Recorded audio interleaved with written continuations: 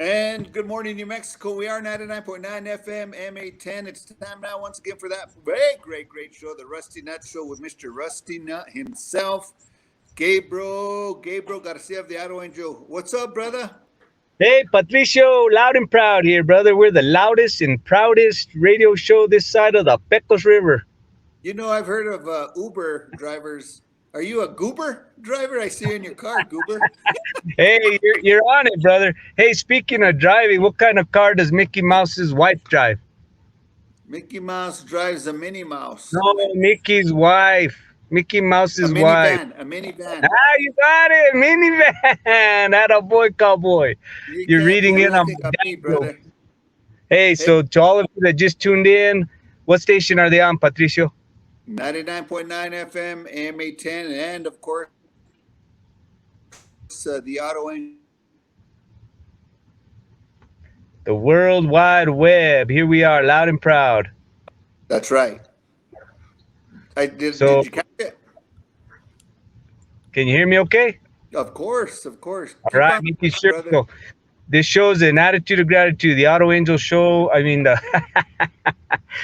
blowing it already. The Rusty Nut Show is, brought to you thanks to the Quesuave Radio. Thank you to the Gonzalez family by giving the show a voice. The purpose of the show is to teach people how to take care of their second largest investment in life.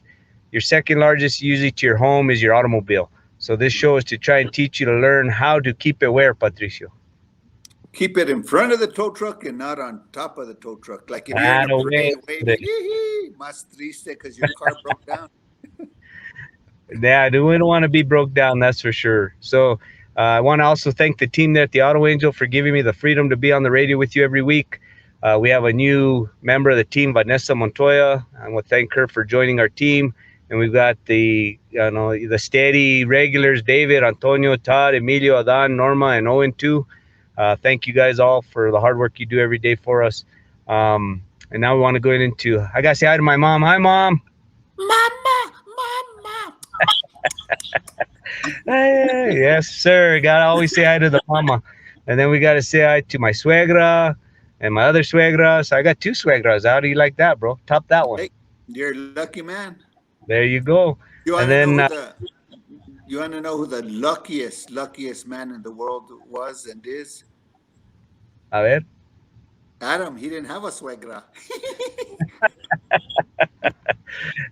Listen to you, bro. Adam from the Bible. Adam and Eve, come on. He didn't have a suegra? Yeah, so he's the luckiest man in the world. Hey, speaking of the Bible, bro, what's that growing on your face?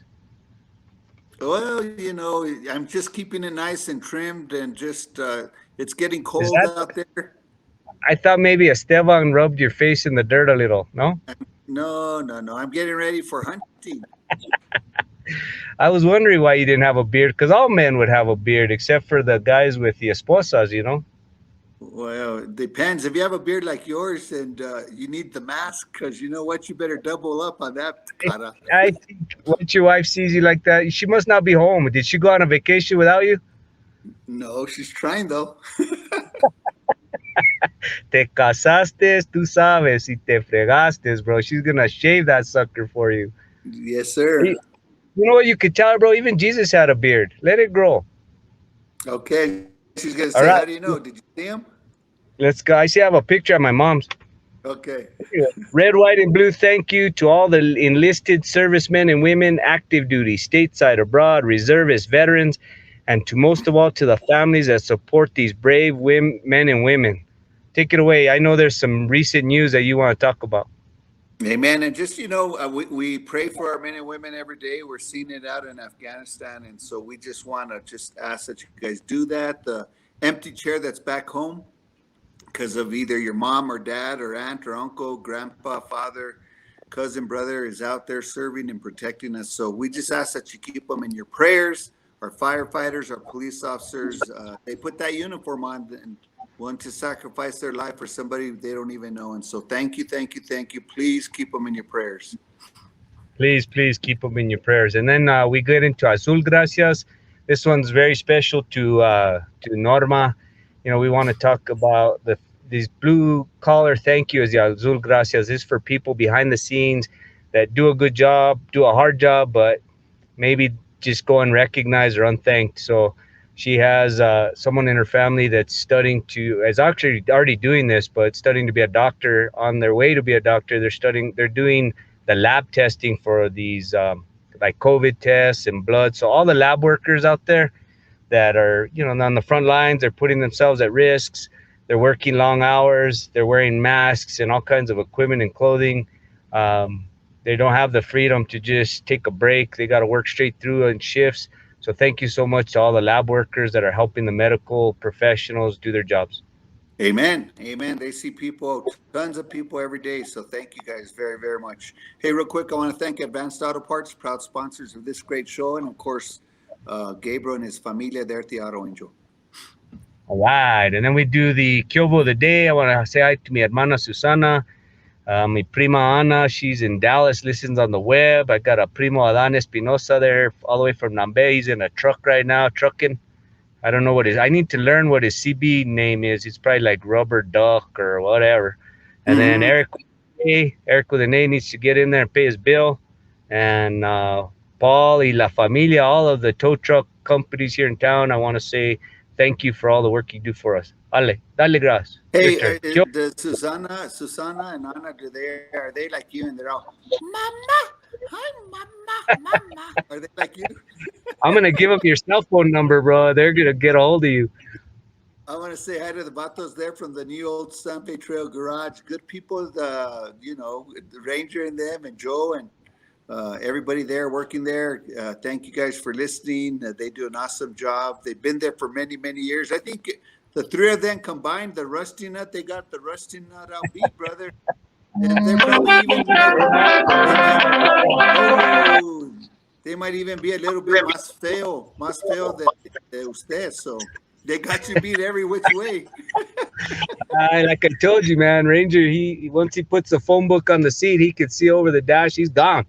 Yeah, he's got it down, brother. Anyway, I want to send a shout out to those guys. And as always, our listener, faithful, Benny Zamora of Zamora Trucking. He's a dieharder every day, and he agrees with what I say all the time. Sometimes he questions you. No, not really. It's the opposite way. He's always.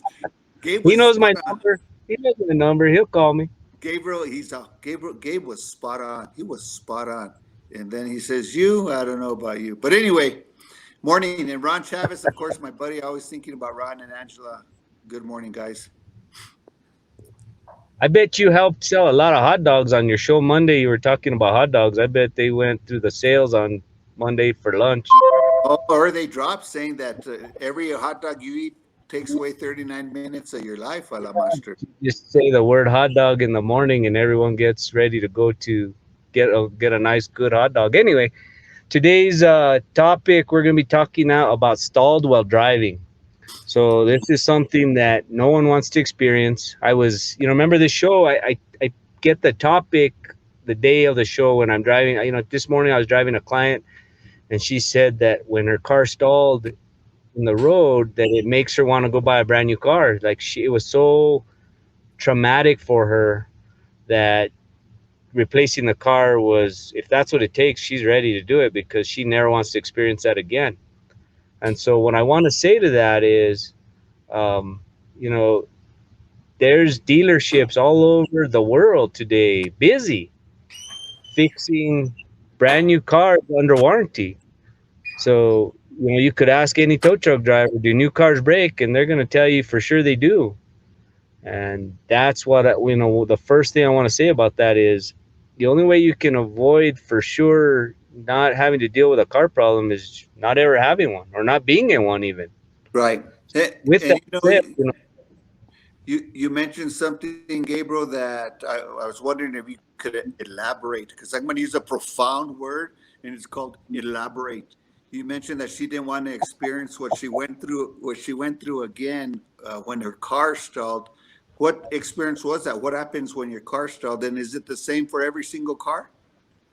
And that's a profound way to be acting like you know what you're asking. I do, brother. Don't you worry about that. Anyway, so being stalled in the road, I guess the answer to that is going to be yes. If your car is stalled, you can't move. You are literally stalled in the vehicle, in the road. Can't drive away under its own power. Does that make sense? Right, but I think I was asking you, so is it stalled to where it just died, or is it died when did it stall out while you're driving? I guess was my question, and what happens? So if you're in the road, you must have been driving, Right. and it turned off all by itself, and now you're still in the road, But the and you can't car's move. moving. The car's moving. So I No, guess what it's stalled. happens? It's off. Oh, okay. More engine power. You're stalled. So let's try and get that definition. Stalled means that the car won't go under its own power anymore. Okay, got it. All right, so there you are, stranded. So what today's show is kind of, what do you do as the driver of that car? Obviously, if you could pull out of harm's way, that's in your best interest. If you could pull over safely, then for sure you want to do that. But the best Rusty Nut certified opinion that I'm ever going to give you is going to be to stay in your car, leave your seatbelt on, turn on your hazards, because other cars going around you, they may not recognize that you're stranded. They may be texting, unfortunately. They may be doing a lot of things other than paying attention and not expecting a vehicle to be not moving when the light turns green or not moving at all. So keeping your seatbelt on and staying inside your vehicle could be life-saving. Okay, I'm Next thing, listening. get on your cell phone, and I, your go ahead. go ahead. No, no, no. I'm listening. So you're stranded on the road, and you turn on your hazards, stay in your car. Now who do you call? Rusty Nut certified opinion is call the shop that you normally work with, because if you call the repair facility before you call any other emergency number, whether it be your insurance, towing, or any of that, a lot of professional entities, repair shops, have relationships with the tow truck companies, and that relationship can go a long ways in expediting how soon you get out of traffic. Okay, got it. I'm listening. So that's in your best interest. So whether you're working with Ranger, you're working with Garcia Tire, you're working with those guys over at Kia, the plebe over there at Capital Ford, it don't matter. Call them and say, look, I'm stranded in the middle of the road, and very likely that they're going to get a tow truck to you much faster than any 1-800 number will.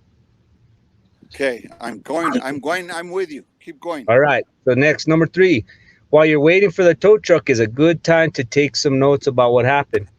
What I mean by that, I don't mean you need to get a pen out and start writing them down. If you can, then more power to you. But realistically, we're trying to decide, what information can you give to the repair facility to expedite your repairs?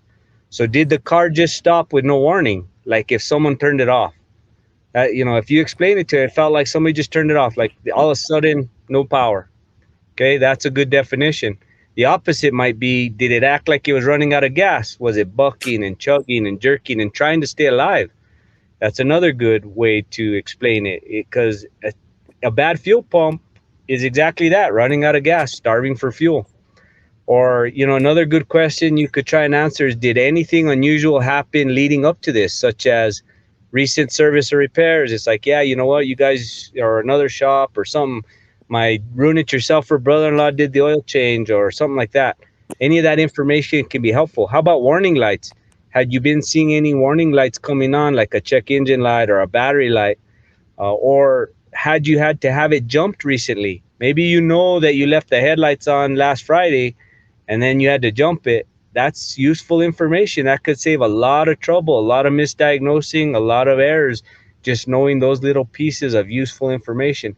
The more information you can provide can help your shop avoid overlooking any possibility, and that really can help, especially when stalling conditions are intermittent. That's a profound statement Ooh, for you. that's a profound word for me too. Intermittent. All right. So you got it so far? We're doing all right? I'm 100% behind you. The only thing is, I think about being stalled in the road. To me, it doesn't really, I don't know if I'd stay in my vehicle, just because if you're stalled, if you're able to get off the road and onto the shoulder, then I think it's one thing. But what happens if you're like stalled right on Cerritos Road on the middle lane or the left lane? Do you stay in your car? So would you rather get run over on the sidewalk or with your seatbelt and your airbags and everything else? Well, I think, and again, you and me, we're pretty smart vatos, but I gotta wonder. I think I'd get out of my car and walk across the street and get off the way. Well, you don't work on Cerritos Road like I do every day, bro. You take your life in your own hands when you try and cross that street. You laugh, Oh, bro. I I know. see You're right. there's accidents on that corner every day. So if you call me, I'm gonna tell you stay in your car, turn your hazards on, and let the professionals help you because it's dangerous out there. Even the tow truck drivers. I had one recently tell me, Paul Padilla, he had an issue up on Hyde Park where he almost got hit because people aren't paying attention. You think they see you, but they're looking at their phone. It's a bad issue And right that's now. one of, I think, and I know what Gabriel's saying because I think that's one of his biggest pet peeves is texting, and the phone, and everything else. I know, Gabe, you are 100% palo. Don't people need to stay off their phones, right? Well, the reality is we have really strict rules for drinking and driving, but that's a handful of people that might do that. But everybody's texting and driving. You could see cops doing it. You see people driving backhoes doing it. You see the auto angel doing it. It's a bad problem right now. People need to really pay attention to their driving. That's just a fact. Good. And I can tell All you're right. parked there in your car. Yeah, I am parked right You're now. not But moving. You're not. I'm not. You're not moving anywhere. All right, so let's get into another No, one. I want to send you. So now you Okay. got your stalled vehicle on a tow truck and it's headed to the repair facility. Follow?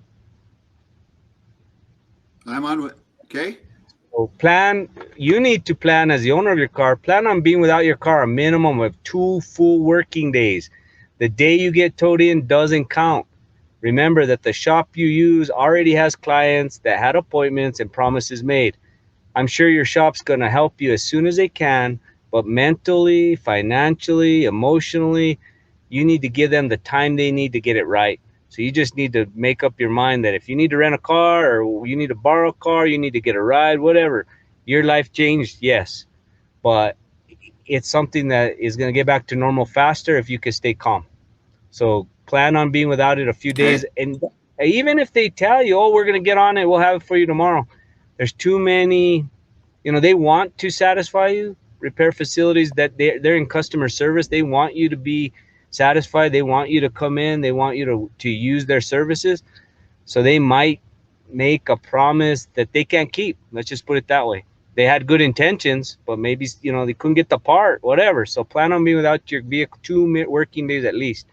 Remember, Rusty Nut certified opinion is St. Vincent's Hospital. They deal with emergencies and crisis. Repair shops, we just deal with car problems. So, yeah, it ruins your day. It gives you a lot of problems. You can't go to work, can't pick up your children, whatever. We're not saying that we take it lightly. It's just put it in perspective. There's definitely worse things that could be happening. Right. And one of the things I always like to reiterate too, when you're talking about that, Gabriel, is don't shoot the messenger. When you get when they go and tell you about your car, and they if they're legit, if they're a good place of business, they're going to be honest with you, tell you exactly what's up, and give you an estimate as to the cost and also how long it's going to take. And again, they're just doing their job, and I'd rather take it to a place that is going to be honest with you and tell you the truth than some place that's going to try to make a buck off you, get it in and out, and then who knows, and it may end up back in the shop. And that's exactly where we're going next. So thank you for that, Patricia. We're going to go to, let's change the scenario a little bit. This is the other scenario. You're not stranded in traffic, but the car stalls occasionally and you were able to drive it into that shop. So you say, it stalled on me twice last week. I'm going to take it in.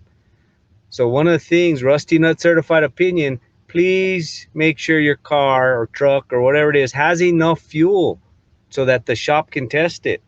Half a tank at least. You don't have to top it off, but make sure it has enough fuel because a shop can misdiagnose a vehicle because it's running out of gas.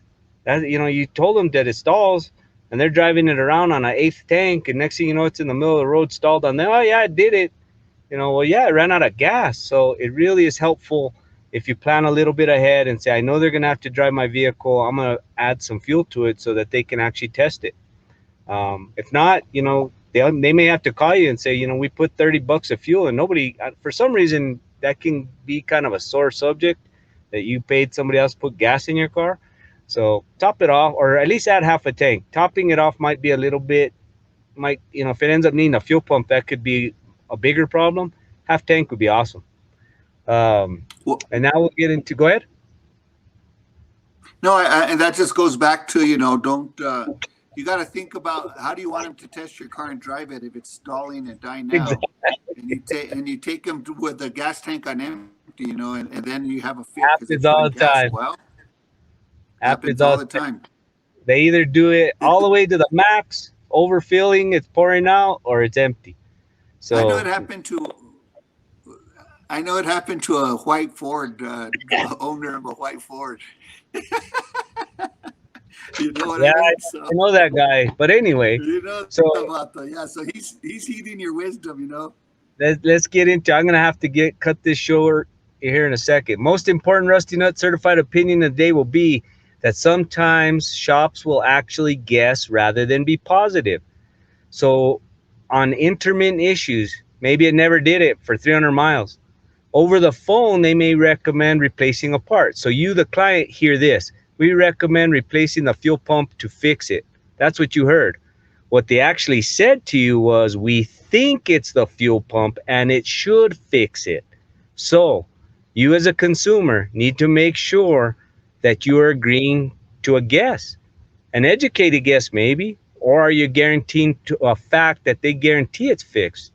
So some repair manuals even have troubleshooting, step-by-step guide that will end with a summary that says substitute with known good part. That means guess, put a part on it. They think it's a fuel pump, but they don't know, especially if it's intermittent. So agreeing to replacing a likely culprit as a most likely cause could be your best option, but only if you understand that it's a gamble. It's puro casino. Then you gotta say, well, at least they're honest with you and you understand. Say, okay, and repeat it back. So you're telling me I'm gonna pay you $800 for that repair, and you can't guarantee me that it's not gonna happen? And they'll say, yeah, we don't know. And if you agree to that, at least you understand what you're agreeing to. Some situations warrant an approach like that. So let's say you're sending your kid to Las Cruces and installed it, over the weekend here in Santa Fe, and the shop says, hey, we're going to put a fuel pump in it because I've seen it a bunch of times on these. And even though your car's not doing it now, we really think that's the cause, but it's just a guess. I mean, the car has 110,000, 140,000 miles on it. It's 10 years old. We want to put a fuel pump so that your kid's not stranded on the way to Las Cruces. You might agree to that as a really likely culprit and a good educated guess, but it's still an educated guess unless they can prove it. Right, and I think that's the thing of what's great about this show is because it teaches our listeners, and it teaches me and everybody listening. It educates us what a place of business goes through, and when a car stalls out or anything else like that. And so, that's what I love this show. Hey, you got to go real quick, Gabe.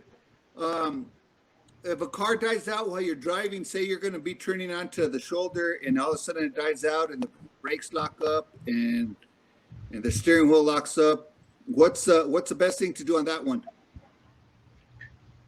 Pull the parachute. No, well, you got to push down really hard on the brakes, or could that be a top? When you lose power assist, you definitely, panic mode will set into you, and I think your anxiety will take over, and you'll bring it to a stop. Cars have safety precautions to help them stop. You will have manual steering, and that's why I say, try to get to the side of the road if you can. Obviously, if you can't, then there you are in the middle of the road dealing with it. All right. Well, hey, thanks very much. I know you got to go, brother. On the way here, I passed one on St. Michael's. He was halfway on the island, and it just happens. And it was a high-end car, and there it was still. Just because it has a fancy brand doesn't mean it don't break. Well, you got it. Is that it, brother? We got it. Thank you so much, everyone, for listening. God bless See you you next week. See you next week. Gabriel Garcia, the Auto Angel. Good people, 424-3899. We want to thank our sponsor, Advanced Auto Parts. God bless you. Well, we're going to go back to our regular programming on 99.9 FM and 810. Go watch out.